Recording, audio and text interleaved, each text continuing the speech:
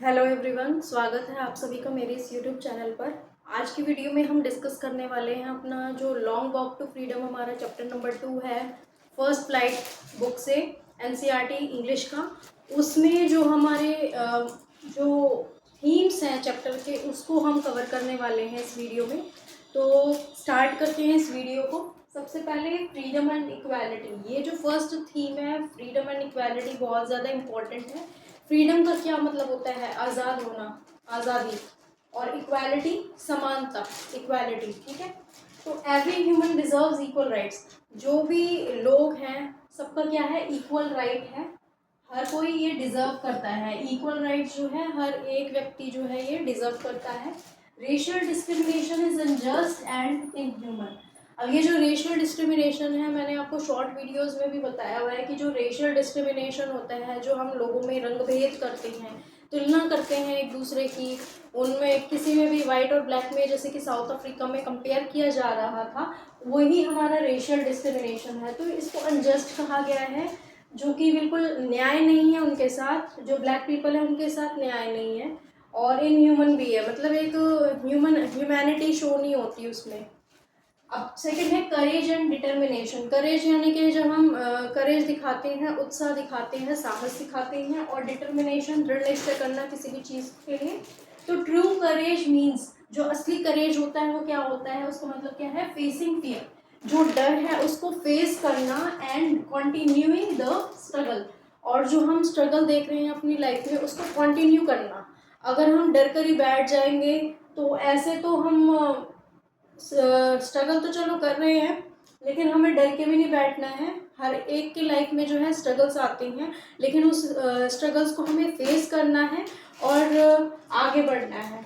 ना तो हमें जो फियर है, फियर तो चलो आते हैं लाइफ में, और जो स्ट्रगल्स आ रहे हैं उनको भी वो कंटिन्यू होते चले जाते हैं, लेकिन जो असली करेज वही है जो इन दोनों चीज़ों का सामना करे। अब आगे है सेक्रीफाइस। जो सेक्रीफाइस है, क्या होता है? किसी भी चीज़ को जो हम त्याग देते हैं। तो freedom comes after long struggle. जो फ्रीडम, जो आज़ादी आती है काफ़ी ज़्यादा लंबे स्ट्रगल के बाद मिलती है। एंड पर्सनल सेक्रीफाइस, जो हम अपने से खुद से ही जो पर्सनल सेक्रीफाइसेस करते हैं, वो भी क्या है? उसी के थ्रू ही हमें क्या है? फ्रीडम मिलती है। आगे हमारा जो नेक्स्ट पॉइंट है वो है थीम्स का लीडरशिप। अब लीडरशिप जो होती है, एक नेतृत्व की जो पर्सनैलिटी होती है, उसके बारे में इसमें बोला है। तो a true leader works for the welfare of all people. जो असली लीडर होता है वो सबके ही भलाई के बारे में, सबके वेलफेयर के बारे में सोचता है, तो उसी अकॉर्डिंग वो काम करता है। जैसे कि यहाँ पर जो हमारे नेल्सन मंडेला हैं, साउथ अफ्रीका के ब्लैक प्रेसिडेंट रहे हैं, तो उन्होंने काफ़ी ज़्यादा वर्क्स किए हैं उन सब लोगों के लिए। उन्होंने बचपन से ही अपनी लाइफ में काफ़ी ज़्यादा स्ट्रगल देखे हैं, क्योंकि वो ब्लैक पीपल में काउंट किए जाते हैं।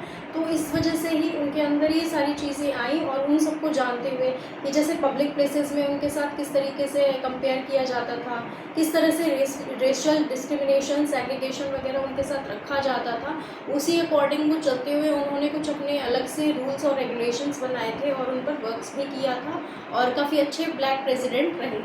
अब यहाँ पर जो है लीडरशिप की उनकी क्वालिटी काफ़ी अच्छी रही है। नेक्स्ट है फॉरगिवनेस। फॉरगिवनेस क्या क्या मतलब होता है? क्षमा करना। Mandela emphasizes peace and forgiveness instead of revenge. अब मैंडेला के अंदर क्या चीज़ें देखी गई हैं? मैंडेला के अंदर जो है एक पीस, एक जो शांति होती है, वो वाली भावना थी, और साथ के साथ किस तरीके से दूसरों को क्षमा करना है, वो वाली फीलिंग भी उनके अंदर थी, ना कि बदला लेने की। रेवेंज होता है बदला लेना, तो बदला लेने की नहीं सोचते थे, बल्कि उनके अंदर एक पीस थी, शांति की भावना रहती थी, और दूसरों को क्षमा कर देने की भावना रहती थी। तो मैं आशा करती हूँ जिसमें हमने कई सारे जो इक्वालिटी है, freedom and equality, sacrifice, leadership, और साथ के साथ फॉरगिवनेस वाले जो सारे थीम्स हैं उनको कवर किए हैं। मिलती हूँ मैं नेक्स्ट वीडियो में। Thank you for watching.